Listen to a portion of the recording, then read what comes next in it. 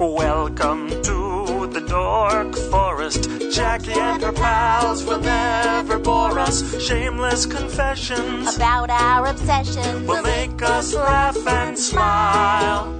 So let's explore the Dork Forest and dork out for a while. Hello and welcome to the Dork Forest. I'm Jackie Kashian. I'm your host of the Dork Forest. You know the websites, JackieKashian.com, DorkForest.com, TheDorkForest.com.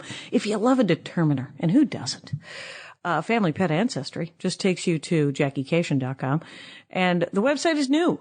Vilmos just revamped it. I think he redid the store page as well. It's hard, I guess, on mobile to make it all work right because I have a shitload of merch. So on JackieKashian.com, so if you're looking at it on your phone, it takes you to sort of a flash page that you got to head back to whatever, see the tour dates and whatever. But Dork Forest, let's do the credits. Mike Rickberg composed and sang that song you just heard. He sang it with his wife, Sarah Cohen. He will sing again words he wrote to the Mexican Hat Dance at the end of the program. Patrick Brady's going to fix this audio, and I think we just said Vilmos does my website. Things to do on the internet. Yes, the Dork Forest is on DorkForest.com, of course. It's on allthingscomedy.com. It's on Stitcher, probably. It's on SoundCloud. You can listen to it in a myriad of different ways, including iTunes. You can leave reviews on iTunes. I read them. And then you can email me, Jackie at JackieKashian.com always, and I will always respond to your emails, though I won't always read them aloud because my Dork Addendum's way behind because I have another podcast with Lori Kilmartin, and I'm on the road a lot doing stand-up comedy. If you want a Ranger the Dork Forest t-shirt, or you want just a Dork Forest t-shirt, those are available on JackieKashian.com. They're 100% cotton, union made here in the United States of America. The prices include shipping nationally and internationally. And you can also get there a stand-up comedy t-shirt that I sell called Spooky Reading Girl. You can get my CDs or DVD. There is a link to my DVD, which is available streaming from comedyfilmnerds.com from their downloadable. And then you can always go to Amazon or iTunes and buy my CDs just for downloadable streaming. And other than that, you can just listen to my CDs and DVDs.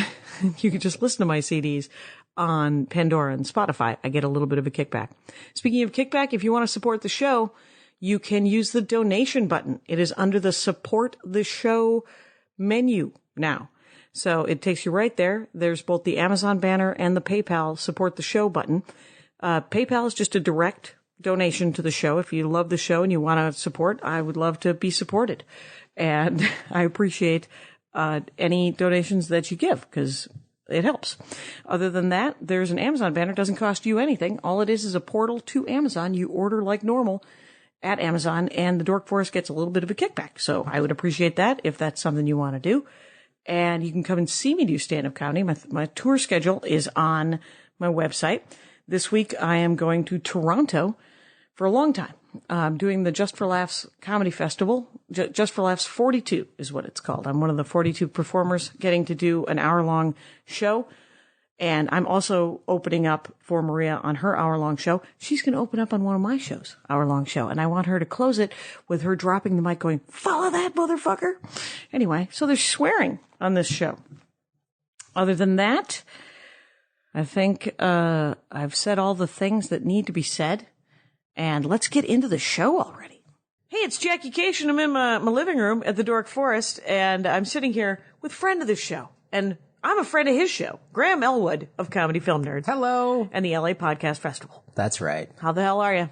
I'm good. Yeah. You've been podding all day, haven't you? I've been podding all day. I did a podcast. Chris Mancini and myself did a call-in podcast with of Comedy Film Nerds? Now a new show. This guy, Baz Rutten, who's an ex-UFC fighter who was in the movie, The Big Boom with Kevin James. Okay. And he is an announcer for the UFC. He's very fun, gregarious UFC guy. being a hitting thing? That's the hitting thing? Yes, Jackie. That's the cage fight. Is it United Fighting company? What is it? UFC. It's the United Fighting Company. And they have these fun little contests in the United Fighting Company. They get together. Yeah, it's fun. It's a company party. Yeah, it's like they sell cupcakes and just to raise money for the fighting company. And Unicode. What does it stand for? Ultimate Fighting Championships. Ultimate. Okay, not underwear. Nothing. No, because they're not in their underwear, aren't they? Underwear. Not useless. No.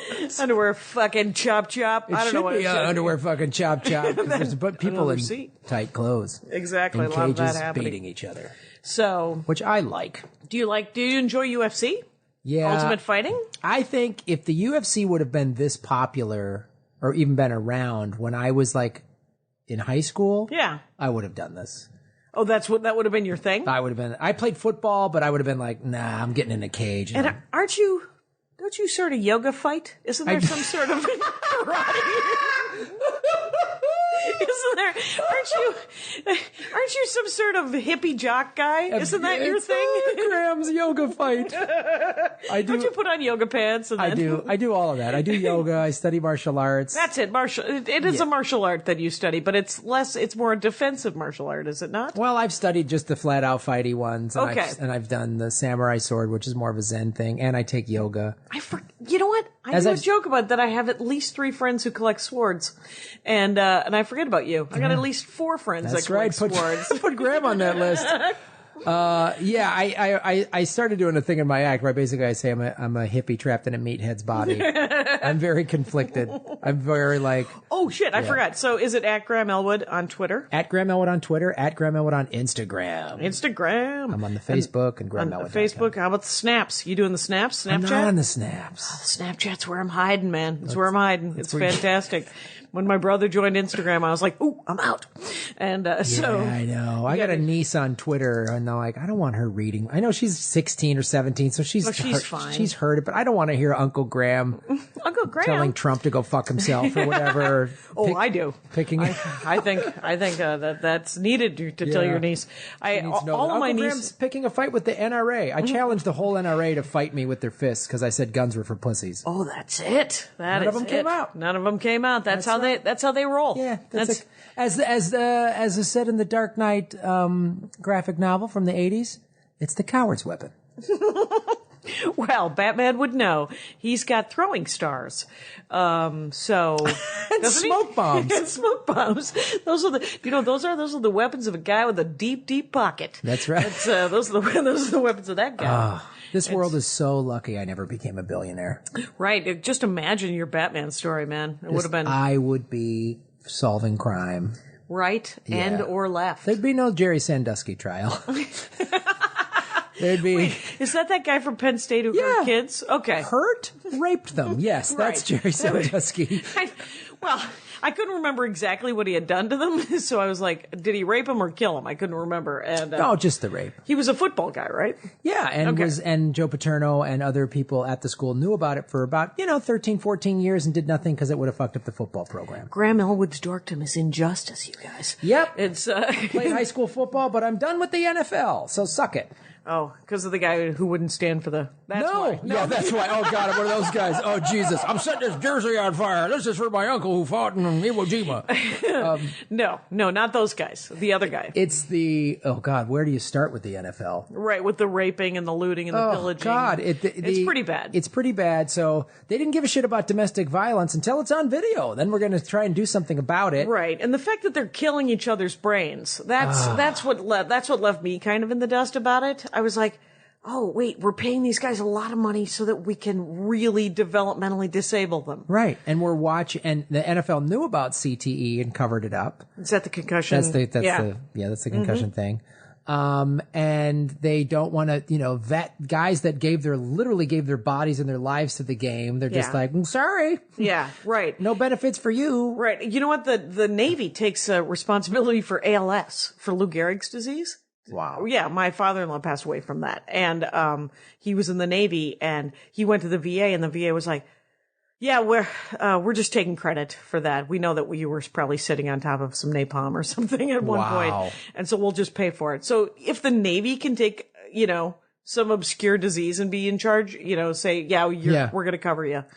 How about the NFL, which has a gajillion dollars? Gajillion dollars. Yeah. And then it's like, the TV commercials. So I'm a vegetarian and I don't drink. Right. And I don't drive a pickup. So there's no advertising for me at all when I watch it. You like ladies, though. I do like the gals. So Right. sure, a gal dancing around, a fucking steak pickup, You're not beer gun is, right. You're not completely against all the things. no. But The there's just not stands enough. But why aren't they harvesting like tomatoes? Yeah. Yeah. It's like, yeah, ready for a salad? Exactly. Let's get with some quinoa. Get a salad in your hybrid. Exactly. Anyway, So. that's I don't know. I went on a little bit of a rage. Right. But fair enough. It's so you did that podcast, and then you did Pardo's podcast. I was just on Never Not Funny. Not funny. On the, I guess is the Players Club is sort of a, Behind the firewall of monies. yes, it is. Okay. It is a money firewall. Right. So I just did the Players Club, Never Not Funny. 19F was the episode number and title. F as in fighting. As in, It was part of the fighting club. as in again. underwear fighting. When did you? And is that going to come out before the LA Podfest? Yes. Because you and Chris found and Andy Wood and Dave Anthony founded the LA Podfest, and Yeah. So I love it. it's a blast. Andy Wood is no longer with the festival. He got too busy doing other things. But No, you killed him. Yeah, we did. I had breakfast with him the other day. I know what happened. Yeah. No, nothing happened. He's buried in a desert. He's buried in a desert. He was having a mimosa. So I think things are working out for him. I think he'll be fine. He's doing good. Yeah, but I remember you guys all from the get-go founded that thing. It was Dave Anthony's idea. He came to Chris and I, and we're Okay. like, so this is our 5th year. Oh, okay. It's September 23rd through the 25th. You've done it in the past. This year, you're busy. You're busy, Right. fancy pants on the road, telling jokes and telling skits. jokes to other folks. Yeah, I told Chris, give me as soon as you find out the date, I'll block it out because there's nothing. We are on a podcast, so I think we both know that podcast listeners are awesome. Yeah. And if anybody's willing to do a destination podcast festival, they're a serious fan. They want to hang out. Yes. They are genuinely interested in going and getting some chicken fingers in a Hilton or whatever it was, Sofitel? Sofitel, yeah. Yeah, down, over in Beverly Center Yeah. area. Well, Last year, remember, that was the year I totaled my car coming back. I know you had a couple of last year. I had was a bad like, day. You fell off the stage, like you had. Same day. I did 6 podcasts, or I did 5 podcasts in the stand-up show. I wanted to put you in one of those dog attack suits, just so you Well, didn't. cone of shame? Yeah, Just hey, calm down. Just so you didn't get hurt. I know. We were just worried. I did Paul Gilmartin's podcast that day. I did Doug's eating one. That's the one where I fell off the stage. Him and Karen. Yep. And then I did, I did one of mine, Dork Forest. That's the one we're on. And then, so that's only 3. Felt like 6. No? And then I did the stand-up. So I think I was just there all day because I wanted to come back and see the movie, Earbuds. Right. Because you shot that over a course of a year and a half or whatever, Yeah. and then it took another to edit. And we shot it in this backyard. All right, because I'm in it. You're in it. I didn't get to see it because the next morning I was too scared to drive because I had totaled my car the night of, and so Andy was like, "Well, you got to get back in a car. You can Uber if you want to, but I'm saying take my car." And I was like, "You'd let me take your car?" And he goes, "I think you should get back and start driving as soon as possible so you don't freak out about driving." And it was a couple of weeks of me being shaky about it. Sure, I can imagine. Yeah, after you hit something. Yeah. And turns out it might have been my fault. There was a recreation with some business cards and some. Andy was like, "Oh, that looks like you. That looks like all you." So, we still haven't talked about your dorkdom. Nope. We're 10 minutes in, but that's fine. We've talked about the Podfest and we've talked about. So, when did you get into swords? Let's do a call back to swords first. Well, I started studying martial arts for seriously. I did a little in college, but I really started getting into it in 2004. And the martial arts school I was going to, Jerry Blank's martial arts studio in Pacific Palisades, they started to have samurai class there. Okay. And it was taught by this man, Master Shimabukuro, who was like one of the better swordsmen on the face of the earth. And he has a book out called Flashing Steel. Flashing Steel? Yeah, That's it's a fantastic. Great name. It's fantastic. The first half of the book is all history and philosophy. It's great. About samurai? Yeah. Oh, that sounds amazing. Living in the samurai code, and victory comes with the sword still in the scabbard, and how do you... There you go. And so, most of the people in the samurai class were people that had already studied other martial arts. And so, like I was the only guy and one of the only guys in the class that only had one black belt. Like everybody else had all these black belts with all these other styles. So it really attracted people that were really into martial arts. Okay. So I was studying regular karate, which is just like, practical fighting and stuff like that, which was fun. And, learned some weapons, nunchucks and There you go. the sai and the bow. And then What's a sai? Sai is the electrousm. It's like the pitchfork thing. Oh, okay. Oh, the uneven pitchfork thing. Yeah. Yeah, there you go. Yeah. Mm-hmm. So I started going to that class and just really loved it. It's very much more of a Zen thing, and it's about, you got to be real methodical. And everyone's like, oh, well, there's no when would you use this? There's no practical application. Well, first of all, zombie apocalypse. Your gun's going to reload. My blade will not need to be reloaded. Right. I can find a whetstone to sharpen it. Yes. It'll be fun. Weapon maintenance. You're cleaning your gun between combat sessions is when I would keep my sword polished and straight. And so did you get a sword when you joined, or did they give you wooden swords to start with or something? You start with wooden swords. They don't just here's the most deadliest. Here's a pointy, sharp thing. The sharpest thing on the face of the earth. Right. So yeah, you start with a wooden one, and it's so detailed. It's so intricate. Your hand, all this stuff. And, the first class I really did, I was like, I feel like I've been looking for this my whole life. Right. And because is it deliberate? It feels like one of those kind of studies where you have to make sure you move in a specific way and you're holding it right and hold it there for a second and then sort of like yoga poses, but not, right? It's so deliberate. That's the best word. I mean, it is very specific, and the teachers are not in a bad way, but they're very critical of they want you to do it right. Exactly. Yeah. But that's a half inch off.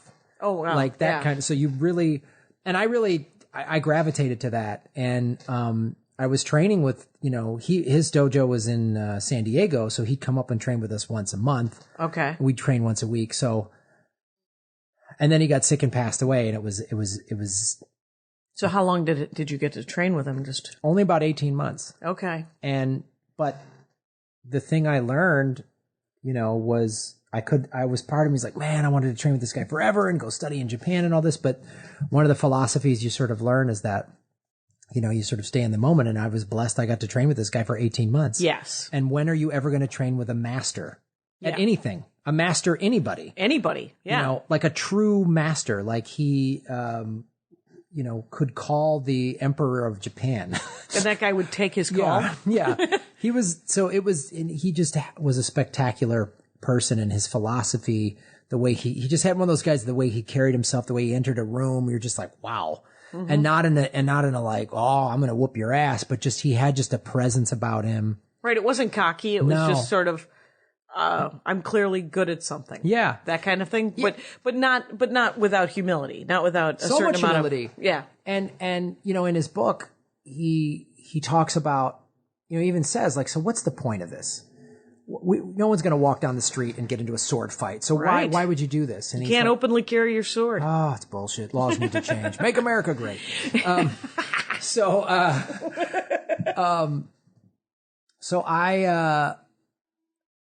One of the things he had in there was so what is the point of this? Well, he talked about it was all about the samurai code was all about honor. Right. And living a life of honor and dying with honor. And it wasn't that samurais, had a death wish. Right. It was that they, everybody knows they're going to die. They wanted to live a life of purpose. Okay. And a life of service. The word samurai literally means to serve. Okay. So it was about, well, that's kind of neat. It was great. Yeah.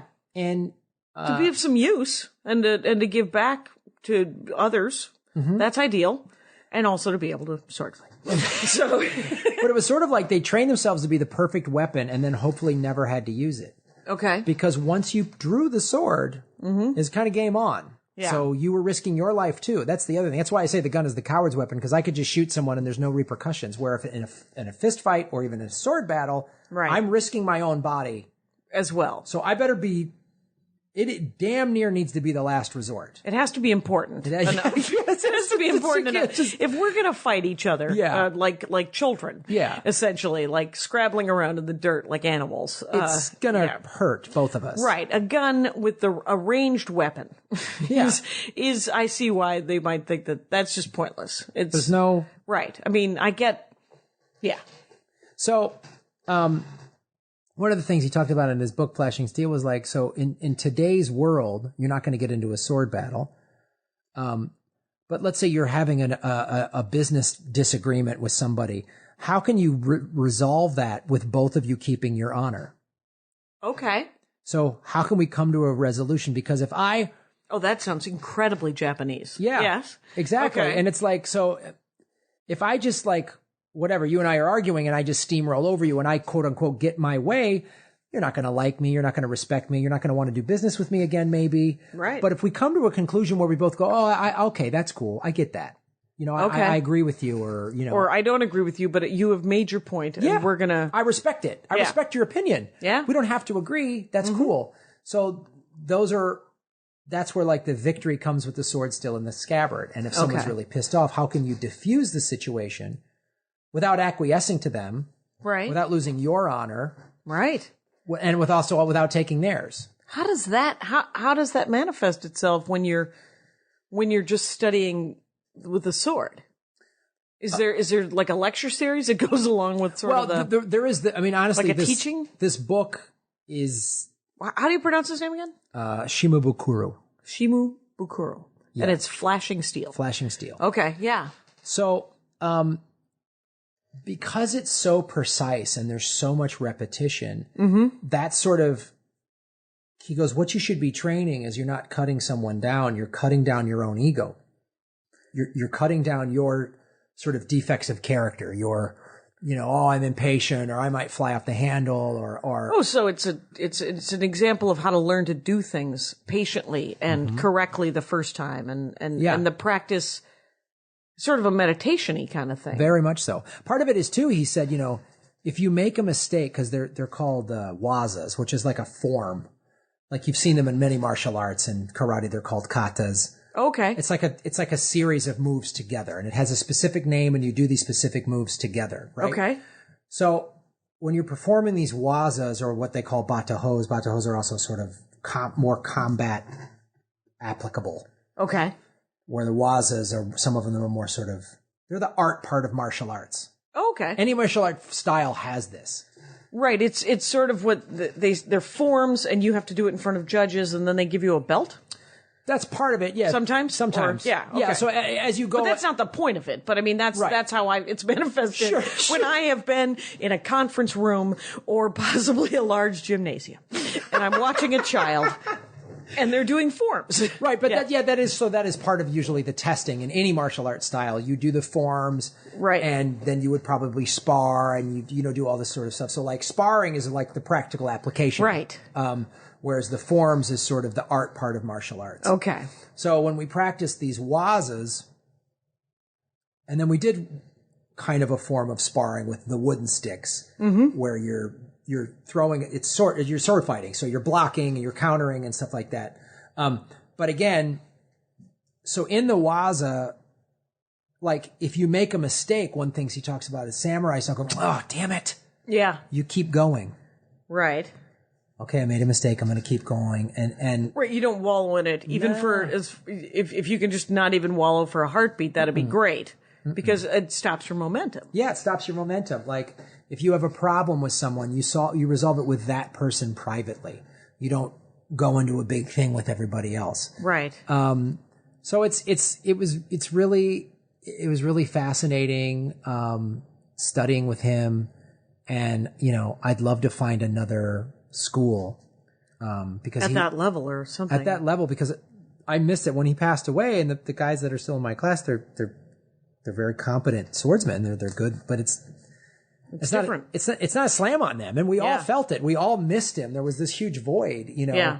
And so, I've been looking, I sat in last year at Dan Insanto. He studied with Bruce Lee. Okay. At his school in the marina. It's awesome, but it's so expensive. Well, that's the other thing too, is to find someone that gifted or that talented, it's got to be expensive to take those classes, right? It's so expensive. So, I mean, I found is a it thousands of dollars, or is it $100 a week? What are we talking about? It's a couple, it depends. It's it's between like $100 and $200 or $300 a month. Oh, wow. Okay. It starts to add up. It does add up, especially if it's only one class a week. Some of them have more classes. I mean, each school's different or whatever. Yeah. So But it's a commitment financially, and I mean, you want it to be an emotional commitment and a physical commitment. But and you also then have to have the time. The last 2 years, I haven't done much martial arts because I've been focusing so much on getting earbuds done. Right. So I haven't had the time or the money to do it, and I really sort of miss it. I think that's sort of my vision of what the last part of my life would be, is just sort of training. Okay. And going on a spiritual path. Pad around India. That'd with a be bowl. Awesome. Yeah, it'd be pretty great. Because show business is going to make me want to murder. Well, exactly. Well, I mean, it sounds like it's a really great way to learn to be patient about show business. Yeah. Because you can transfer it to the rest of your life, kind of thing. That's a great thing. And I've learned from that, and also yoga. Yoga is very much about being present. And, I come from like I said, I played football in high school, and right. I came from like a get up, move, push it, go, don't be a pussy, and that does, you don't do that in yoga. Right. If you push too hard, that's how you get injured. Yes. And you're supposed to you want to be bendy. And you know what? If today you're not that bendy, it's okay.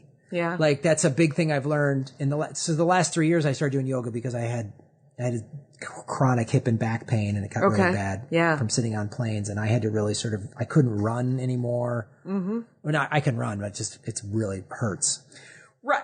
So you don't want to. I don't want to. I'm going to say no. I'll say no to the running. Yeah. Whenever anything hurts, I never want to do it again. Yeah. I'm always good. It's one of my learned skills. But I like the idea of the flashing steel just being sort of a dialogue of how to like bring it into the rest of your life, right? But the study of itself, so what kind of sword fighting is it? Well, it's very sort of in the sword, it's very sort of choreographed because it's dangerous. Even with the wooden ones, someone can get really hurt. Okay. So like when I studied, karate, you can spar, you put on gloves and a mouthpiece and padding, and you can just start throwing punches and kicks. Okay. And you still can kind of get dinged up doing that. Right, just a little bruised. Yeah. But you're throwing a wooden sword at another person. Are you throwing it? Into their mouth because they won't shut it. No, no, I'm saying, I don't mean actual throwing. I mean, you're swinging the sword. So you have to kind of do these choreographed moves to practice the cuts and the blocks. Okay. So to get yourself... But they need to be able to see them coming so they can block them? Yeah, and you need to... So as you get more advanced, and I have not become this advanced, I've seen advanced, like when Master Shimabukuro was alive, and I saw him with guys that had been studying with him for 20 years. Right. They would do some amazing... It looked like a samurai movie. Like they were doing amazing stuff, but he's like very much... You got to work your way up. You're a year into this. You're 18 months into this. Settle down. Yeah. Right. Don't assume that everyone's going to know what you're doing. Easy road comic. Oh, wow. Your autobiography. Yeah. But also then that is another thing too. So America, we're such a goal-oriented culture. Yeah. So when martial arts first started, there was white, brown, and black belt. Okay. The reason why in the 1,000 years ago, you had a white belt that kept up your pants. Okay. You trained. When it became brown, you'd been in the dirt. You didn't wash your belt. Oh, there's a history of the belt. Yeah. So the belt then became black. When you'd been training outside for that long and your belt was black, that's why you got a black belt. It was the 10,000 hours. It was that kind of thing. Exactly. Yeah. So in olden times when... Right. It wasn't just them going, hey, you're going to need to give me $27 for a new belt. Yeah. And you got to take these tests or whatever. It was like, so that's where it really came from. So Okay. the belt colors was a thing that had to happen in America because Americans were like, the kids. I need a sense of, I would like to graduate from grade school. Yeah, I need to Okay. get this, and I need that, and I need a gold star. So that was the other thing. Very supportive, the two of us. If you have a green belt, we don't mean any harm. Yeah. It's all working out for Yeah, you. just know that you're not a real warrior. A real warrior. Okay. No, but I mean, it's interesting studying all of these different Japanese martial arts. You really see, and I'm sure you've gotten this too, when you travel around the world, you really get to kind of view American culture differently. So if they look at the martial art, like if the Japanese are looking at the martial arts and they're like, what do you have, a yellow belt? So they're slightly confused and... Well, they're just like, I mean... I see what you're doing. Yeah, okay, you need to have more of a measuring stick, where we just had, years between dirt or whatever. So that was the thing with the samurai style. Now again, he had all these belt cues. I mean, you went up, you didn't get colored belts, but you just had a number. You started at 0, you had no number, then you were 7, 6, 5, and you went all the way up to 1. What the hell happened? I don't know. What was that? I don't know. Look at that. All right. Our lives are complete. He wouldn't test that often, but that was the other thing too. When I studied karate, it was like, you were tested almost every 6 months or you're sort of encouraged. And that's not a bad thing. No, it's encouraged to look at where you're at and it's a new set of eyes. Yeah. There's nothing wrong with that. And it's good to sort of say, I liked tests in the sense that, I didn't like, I'm this belt, didn't matter to me, but I liked the sort of like goal of, this test is on this date down the road. You need to learn this list. You got to make sure that the forms are right by then. Deadline. I don't mind a deadline. I'm a good deadline guy. You know why? Because I'm not going to do anything unless there's a deadline. So chop with the deadline. We were just like, hey, maybe we might do a podcast festival. It never would have happened. Right. How about we get some dates? Yeah. And I put my credit card on the line, and then I guess I'll get my shit together. So yeah, but he was very much about the patience, and if you weren't ready, you wouldn't pass, and the etiquette. There's so much. Every martial art has etiquette, but it was really emphasized how you bow. How you bow to the sword, bow to the teacher, bow to the style, how you hold your sword, how you carry yourself. All of that was really, really important, and I must say I truly miss that. And I need to go back to it because I appreciate sort of. Because it like the Japanese have a tea ceremony, which is very methodical. Right. And here's the history of the Japanese tea ceremony. Please. This guy had offended a samurai. Okay. And the samurai was like, okay, I'm coming by tomorrow and we're going to duel. This is how it was done in old days. So the samurai showed up. He said, sir, can I make you some tea? And took forever to do it. Right. But did it this is so Japanese, so perfectly, so methodically. It's not about... So beautifully. It's not about, hurry up, make me the tea, America style, get it quick. Yeah. It was like, do it right. Mm-hmm. That by the end of the tea ceremony, the samurai was like, that was beautiful, I forgive you. There you go. You've regained your honor and mine by making this effort to make the tea. Yeah. So now that's a thing, and it's not about... It's about taking the time. Yeah. And so our lives are just, any modern life is hectic. Yeah.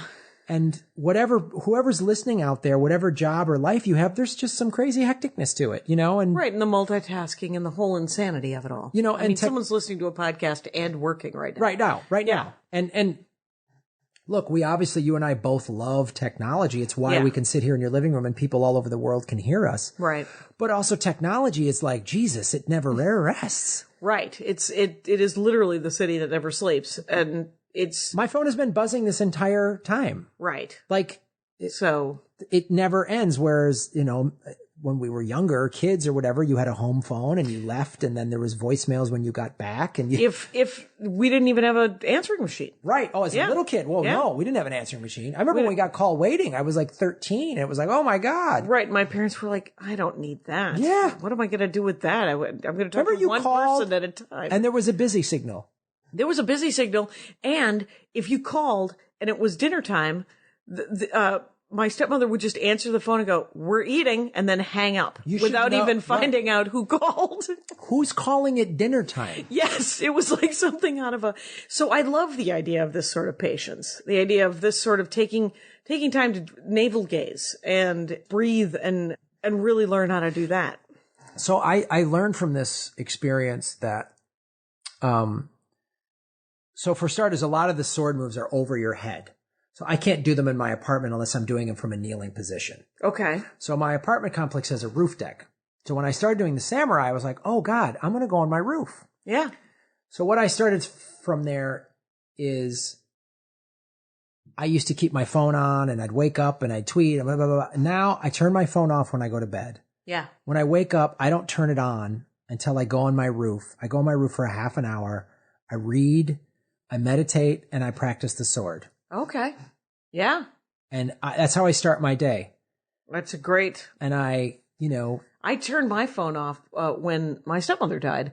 I don't have the phone on at night because everyone dies at 2 a.m. Yeah. And guess what? Still going to be dead in the morning.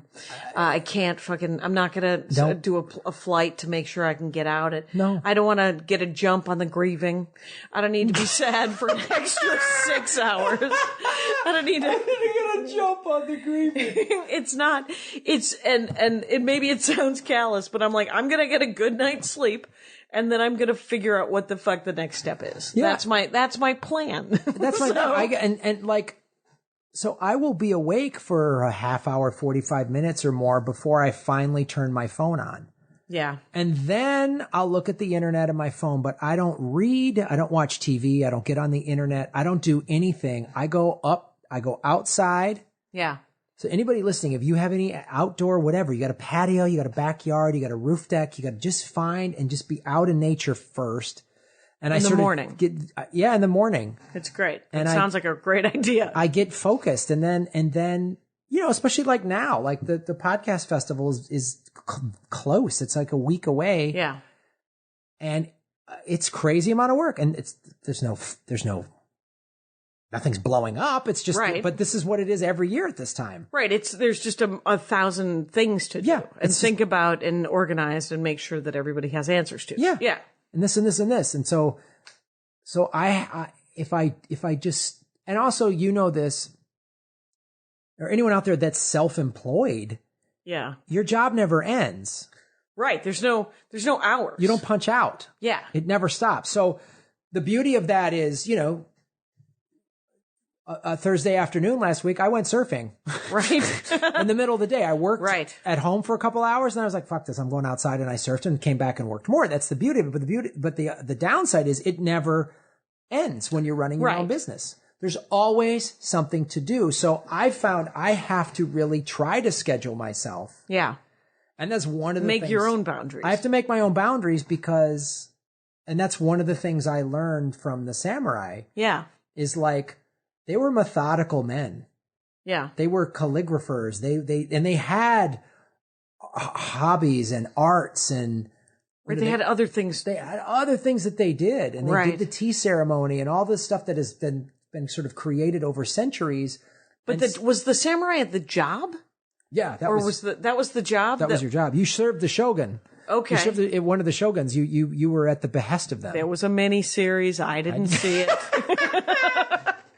There were female samurai too. Oh yeah? Yeah. Well, that's kind of neat. Mulan? Yeah. Was it Mulan and her boyfriend? Yeah. They got a series now. So it's like, it's so that was their work. So they could have the rest of their lives. They could read and they could have art and they could have music, or they could sit around and raise sheep or have a garden in their backyard or whatever. Well, that was it. The Japanese garden is another thing that's like that. Oh, right. That whole beautiful. And again, it's the same. It's about the precision of it. It's about taking the time to do it correctly. In Minneapolis, when I worked at Northern Sun Merchandising, hippie t-shirt and poster shop. Still in business. I'm sure there's some lovely anti-Trump items if you'd like to get some of that. Any veggie oil bumper stickers out there? There is no doubt some sage that's been bundled that's available. So, but when Get the bad spirits out of your new place, guys. So we had an 800 number, and this guy would call every couple of days, and he was in Stillwater Prison in Minnesota. And he got the number because there was an article about him and an article about Northern Sun in the paper next to each other. And he was in, and he always called and he would always joke that he was a political prisoner. And, I was like, I remember he had been doing it for years when I started working there. And so and they're like, no, don't worry. Bill's fine. Don't worry about Bill. Talk to Bill. And so I would talk to Bill for like 20 minutes or as long as they would let him use the phone. It was an 800 number so he could dial out. And and I remember him telling me, I said, well, Bill, what did you do? And he said, well, they say I didn't do it, but they say I killed a pizza delivery guy. Anyway, I was like, how is that political? And he's like, oh, that's political. Anyway, so he was very funny and horrible. But the reason there was an article is that he had started the bonsai tree. He had started the bonsai class. He'd studied bonsai, making bonsai trees, and had shared it with other inmates. And so there was this class that everybody could trim their bonsai trees. And there was nothing more. I thought it was fascinating that a guy who was incarcerated would incarcerate a tree. Like essentially making bonsai, you wrap this wire and shape it in the way that you want it. Which is what the prison system does, right? And you trim it and you do this and you crimp it and you cage it and you anyway, so went to visit him. And, cause everybody at Northern Sun had gone to visit Bill at some point. And so me and my friend Maureen, dashed off and went to visit Bill, and Bill gave us each a bonsai tree as a gift. And I killed mine in a week, cause, turns out that it's a lot of work, bonsai trees. But it was so beautiful. The tree was so beautiful. I felt really bad because of how much work had been put into it. And talk about a precision kind of thing. Well, I think that's, it's many of these sort of Eastern or specifically Japanese things like the garden, the raking of the garden, the tending of the garden is a meditative exercise.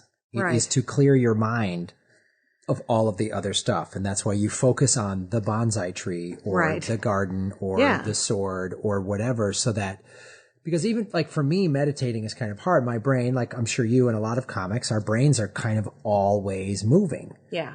And that's not just exclusive to being a comedian. Most people's brains are kind of going all over the place. Yeah. And then me, I've had a lot of shit. I've had a lot of demons to deal with. And without these things, I would maybe go nuts.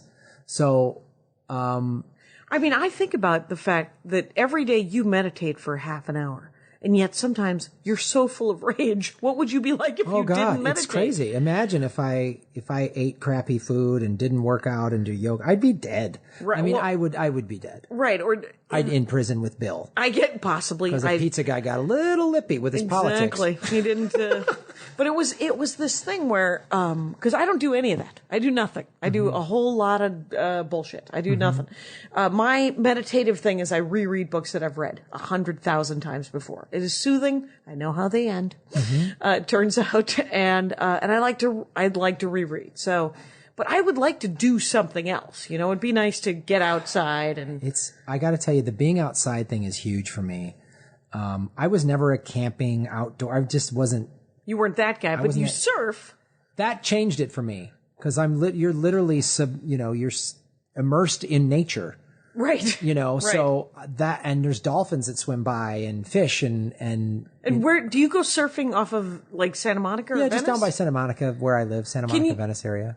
I didn't even know you could swim in that water. It's clean. It's just fine. Okay. Everyone has this idea that it's just like I don't know. It's a giant oil slick. Who knows? Is that syringes and right? Is that where the plastic garbage island is? No, the plastic garbage island. It's So yeah, How long have you been surfing? I've been surfing for 10 years. Okay, so kind of comparable. Yeah.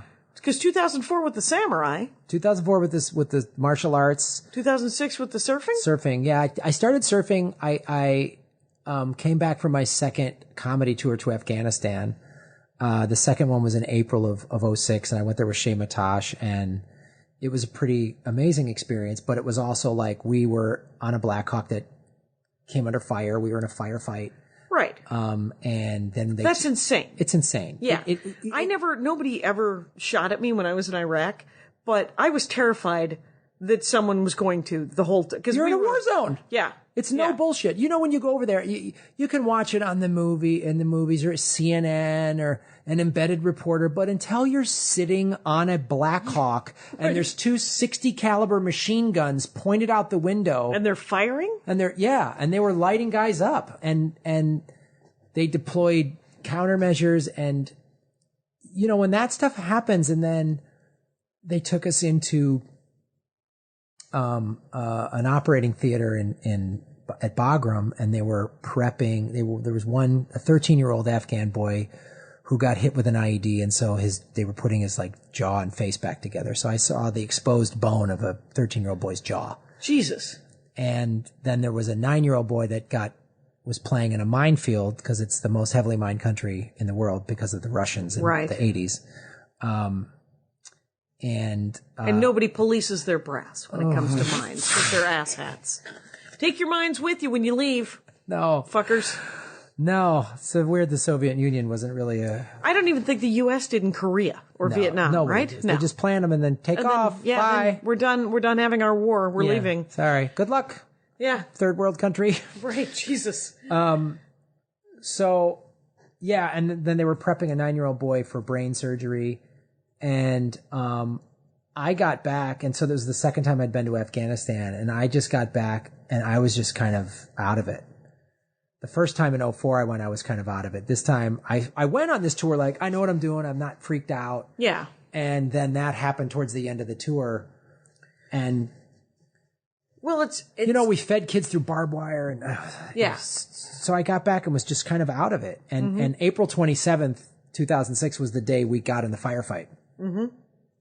And we deployed flares, which are countermeasures. And I found out later countermeasures to distract a rocket. So you've been targeted and there's a rocket. Right. And so the rocket will then chase the flare versus the heat signature from the helicopter. Thing that you're in. Yeah. Yeah. So holy crap. I was like, oh, we almost got blown out of the sky. Yeah. Okay, cool. Yeah. Yeah, I'm done. Yeah. And so I just was like, I just sort of checked out. And my buddy Walker Ewell, who does the AV for Podfest, he had gone back to college and was like, I'm graduating. I want to give myself a present. What do you think we take surf lessons? I was like, let's do it. All right. So we took surf lessons. And then that whole summer of 06, that's all I did was surf because and we started editing Afghanistan, the documentary I did about it. Which is available on Comedy Film Nerds for download, you guys, or hard copy if you like. Just download. Oh, just download? Yeah, we didn't have the money for DVDs. It's a pay what you think is fair download, but don't be a dick and put a penny. Right. $5. Come on. $10. That's what my Horcrux is on Comedy Film Yeah, it Nerds. is. It's $10. You know why? Because we're not Louis C.K. That's why. I don't have 100,000 fans. I got 3,000 fans. Yeah. so that's like $10. It'll be fun. $10. Help. Yeah. I have bills. Yeah. My car has 240,000 miles on it. So yeah, I got back and just I got into surfing. And so just every day, essentially, for the summer of 2006. Yeah, because it's the other thing too. You go out there, and I don't care how good of an athlete you are gonna get your ass handed to you, right? In waves that are knee high. Like it is a really challenging thing, right? So not even tall, huge waves. No. And then there were days we went out when it was way too big, and we didn't know what we were doing, and we just got right. And then you lived. Yeah, thank God. And you were like, oh, okay. So yeah, I got into surfing, and then when I finally started, I got a better, bigger, thicker board, and started to pop up and ride waves. And I remember by the end of the summer, I was sitting on the beach with a couple of surf buddies, and I was like, after we just finished, and I was like, I get it. And they go, what? I go, guys that just check out, that just have a backpack and a surfboard, and right. I get it. I go, that's all I want to do. That's all I want to do is this. Mm-hmm. What made you not do it? Because my brother Phil is like, I'm going to get a top to my pickup truck, and I'm just going to go fly fish until I die. And I think it was like, well, hi, Phil. I owned a house at the time, and I was like, well, how am I going to pay my bills? Like, Right. how am I going to, and am I ready to just completely like check out of society? Right. And so, no. And then You kind of regrouped? I kind of regrouped and like, let's make this film. And then I started going on, and then like a year or so later, like 2008, started going on the road more again. And then podcasting started. And then now I'm this like, You're that guy. I'm this podcasting businessman, but it's still, especially on the days that are long and frustrating and don't pay that well, is when I still go, okay, Ecuador, where are we going? Brazil? Where's it going to happen? Where we just live off? Right. Where could I live? Like if someone were to say to me right now, hey, Graham, here's a job, whatever, working for the surf rider down in Brazil, and you just help educate kids, and there's money and a place to live. Right. And tuition, or, It isn't a boatload of money, but you could go surfing every day if you wanted to. Your life is, your bills are paid. You got money for food and a couple little fun things, and there's health care. Yeah. I'd be like, bye. Yeah. Fair enough. And when that happens, I don't know if I'll tell anybody about it. I think I'm just going to drift off, and people are going, hey, anyone seen Graham? Let's check his Twitter feed. Oh, nothing. Nothing. And he's done. Yeah. He's off the grid, you guys. Every time, and I've said it before, every time we go to Arkansas, there's, Andy owns an acre next to his dad's property. His dad's widow's there now, and, there's 6 acres, in the middle of this national forest. Right. And it's gorgeous. It's one of the most beautiful places I've ever seen in the world. And I've been to some amazing places. Yeah. And it's in Arkansas. But all the people that I've met in Arkansas, as far as I could tell, are hiding from something. Yeah. They're off the grid, and they don't have regular jobs. And I live here in Los Angeles where nobody has any job, right? Everyone's consistently making up jobs. I saw something on Facebook. There's a guy in Silver Lake who will walk you. He's not a dog walker. He's a people walker. And you pay him $15 and he'll walk around with you. He's going to be a billionaire. A billionaire. And only if he only... I got to let go of just like ethics and just start some just full-on flim-flam bullshit. Like, I'm going to protect your dog's soul after you die or whatever. Like... I was thinking about, I have a lot of friends who have, like service animals, and they're emotional service animals, right? And I was thinking about the commitment. Some of those dogs, not all dogs, and if, you're hearing this, it's not about you. How about that?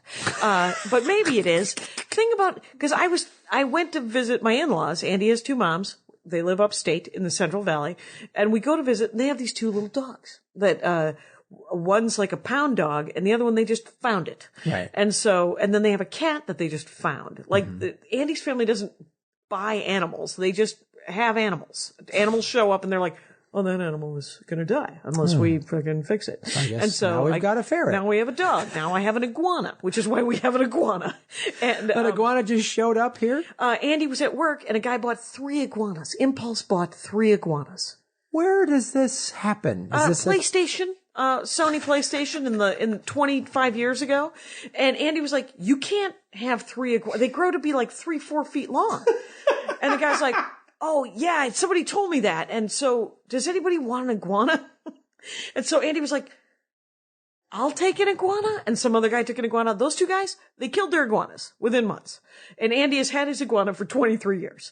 And, your iguana's 23 years old? Yes. And hilariously, when I met Andy 15 years ago or whatever it is now, I said, how old's the iguana? And he told me, and he goes, about 10, 12. And I said, how long do iguanas live? And he said, 15, 20 years. And then a couple of years ago, I was like, how long do iguanas live? He's like, 25, 30 years. And I'm like, it keeps changing. Yeah. 60, 70 years, right? We're in for the duration with this iguana. But, now, is the iguana in the will? If you guys pass before... Right. Who gets the iguana? We'll have to leave him to Mike Rickberg. Mike Rickberg loves the iguana. And he has a weird pet, too. He's got a pig. That lives in his backyard. God damn it. Well, like blocks from here, Every too. time I think I'm a wingbird. You meet someone who has a pet pig that's 300 pounds. Yeah. And he hasn't eaten any of it. Like he hasn't even, that old joke? About the 3-legged pig? Have you ever heard that joke? No. It's essentially about a traveling salesman who meets a farmer that has a 3-legged pig, and the farmer, the salesman's like, "How'd your pig lose its leg?" And the farmer's like, "Well, this pig saved our lives. It, came and woke us up when the house was on fire or some damn thing." And there's like 3 of them because it's a joke, right? And then finally the salesman's like, did he lose it in the house fire? He's like, no. Oh, did he lose it when he pushed you out of the way of the tractor? No. And finally he's like, how did he lose a leg? And the farmer goes, well, you can't eat a pig like that all at once. And you're like, what a dick. And it's a joke, so I don't know why I care about that pig's feelings. But because the pig isn't real. Oh, definitely pick this aside in a joke. And defend it. Right. Emotionally get attached. At least farmers' daughters. Now, hold on. Now, they're not being treated well. This doesn't seem fair. Those women need to commit to their own lives instead of looking for some salesman to take This them away. bartender that these 3 ethnic men walked into seems super judgmental. Yeah. You guys. I love that. Anyway, so Andy's moms have these 2 dogs, and they're adorable dogs, and they are entirely fucking dogs. They're just dogs. You throw things, they bring them back to you, they interrupt your life, they want to be pet, they bark a little, so one of them barks too much, and that's all dogs do is interrupt your life. They're super supportive. They're super annoying. That is a dog. That is a beautiful dog experience. I love dogs with the power of the sun. And his stepmom, Fran, she loves those dogs. Andy's mom loves the cat, but they both love all the animals, right? But Fran is like, I love the dog. Oh, well, the dog is acting up. I yell at the dog. Stop doing that, dog. And instead of, this is my emotional support vehicle, right? Where, just people who are like, you could just picture, they shake. Some of these service animals that I've met, they shake so bad that you're like, okay, so late at night, you're just crying with this dog in your hands, right? And the weight of the world is on that fucking dog. And I don't know if it's true or if it's just, I just feel bad sometimes. It's not fair to the dog. It doesn't, much like the pig in the joke, I have made up a fictional life for somebody else's dog. Or just like it was a coffee shop, and it was a dog in a service vest, and the dog, so I saw a kid go up to the dog, and the kid was like, can I pet the dog? And the woman goes, no, he bites. Oh. And I was like, yeah, he bites because he's got all of your emotions and his own. And I've anthropomorphized the dog too much. Obviously, I mean, I've lost my shit. I'm so sorry. I've derailed the Dork Forest. What's your favorite sword movie? Let's do it. I know. I want to actually more about surfing a little bit because you've obviously 10 years now. You can stand up. Right? Oh yeah, I surf. I mean, it's like I surf 2-3 times a week. And it's a part of my life. It has, like, in the winter, if I'm on the road a lot, I'll be like, God, I haven't surfed in 2 weeks. And I'm like, it affects my mood. Right. It's just got to be a fight with the waves the whole time though, right? Or until you get out there? It's the conditions you go out in. And, there's certain breaks I go and I sort of know where time and the tides. I know time and space. And I bend it so that I can get on the wave. Oh, interesting. Time traveler's wife, Graham Elwood. Yeah. I should be so much more wealthy. There's no reason I'm struggling to pay my bills if I can bend time. Exactly. So yeah, there's surf websites that have surf cams and reports, and the technology is fantastic now. Like how they did it in the 50s, it's just like you went outside and went, well, all right, and then giant wave comes, you had no idea. Right.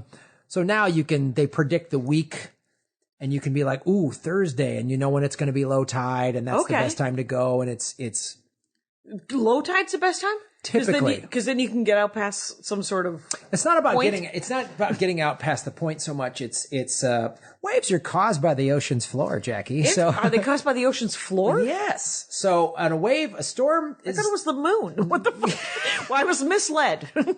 So a storm will happen way out in the middle of the ocean that sends a rippling effect to the waves. Okay. So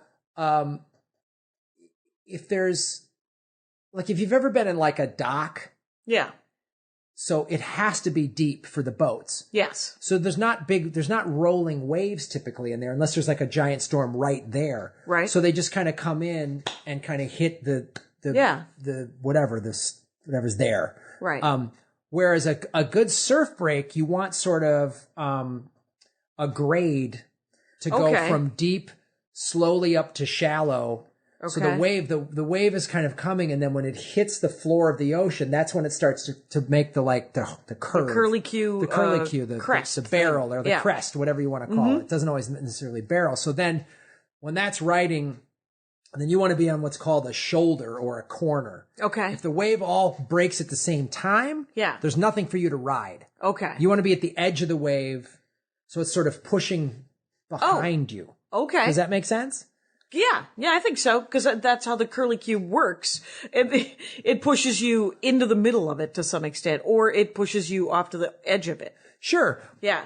Again, it's so specific to the direction of the waves. And which way you're pointed. Which way you're pointed on your board, but also the tide and the bottom of the floor at that specific break. So like you'll go to a website and there'll be like there's a swell coming from the southwest. Okay. So any southwest facing beaches are going to get these waves. Okay. If you're a west or a north facing beach, you might not get it. Because the land faces both west and north. Like the coastline. Sure. Yeah. Well, like Santa Monica Bay does not face due west. It faces southwest. Okay. So if you get down into like Orange County, the coastline kind of straightens out and it faces more due west. Okay. And there's some peaks or points where you could have almost a north facing, if like a jetty comes out. Yeah.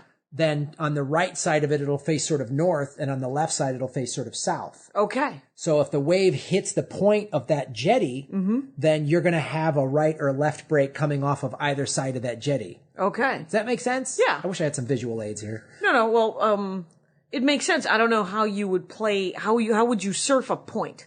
So so I'll give you a great example of a point. So where Sunset Boulevard hits the PCH, the Pacific Coast Highway. There's a point right there. Okay. And it is a jetty. So the wave hits it and it hits the wave hits the point. How do I describe this?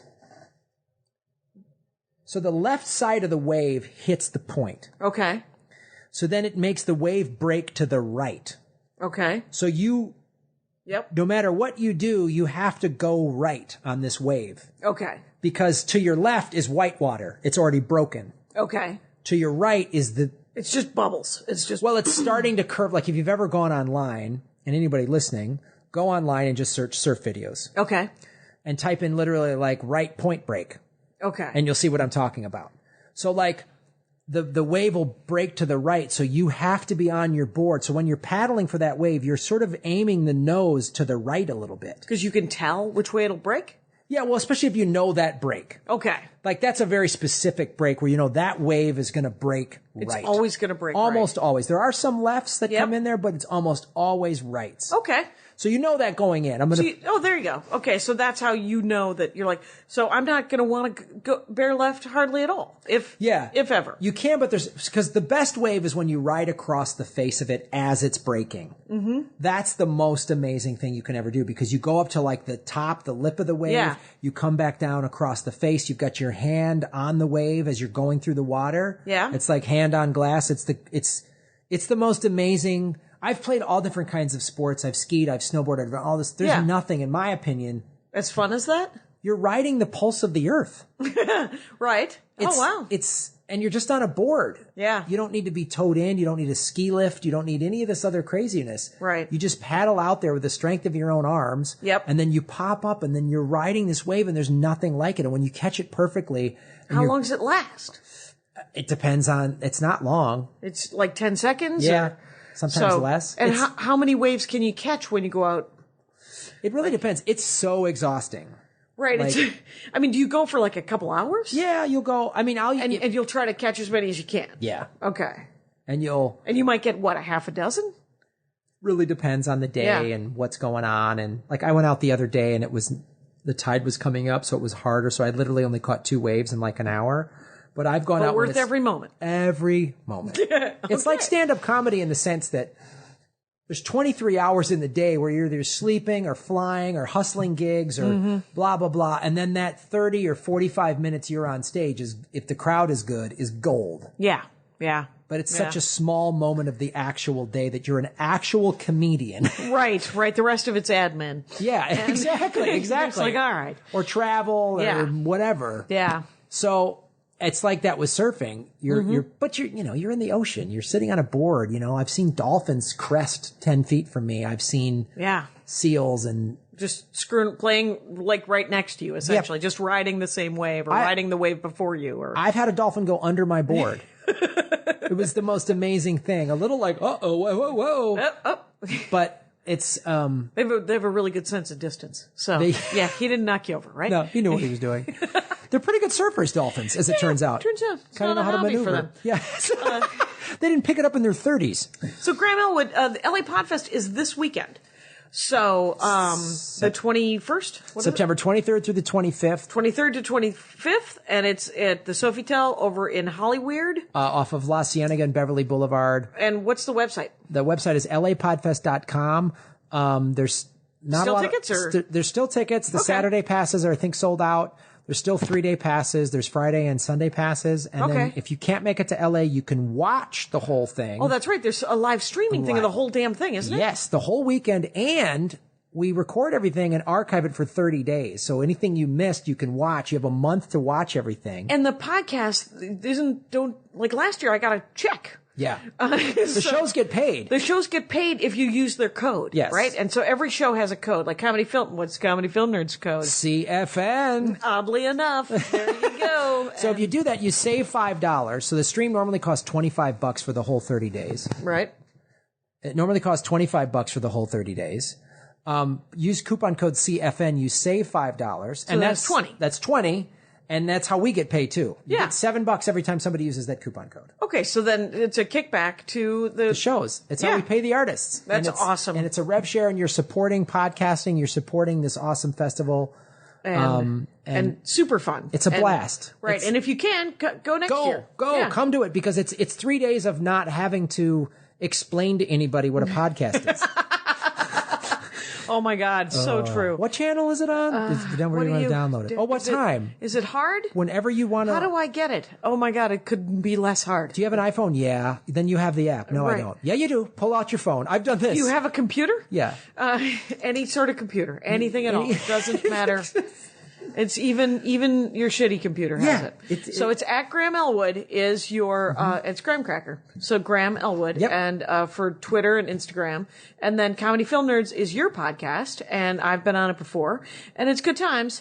And, this has been a great episode. Thanks, Jackie. Thank you so much for taking time to do it. Rangers, you know the rule out there. Take care of each other. My hat, my hat, my hat. They're dancing around my hat. My hat, my hat, my hat. Well, what do you think of that? If it looks like a Mexican hat dance and it sounds like a Mexican hat dance, it's most likely a Mexican hat dance. So take off your hat and let's dance. Yay! Oh my God. Why don't we just call that as the end of the show?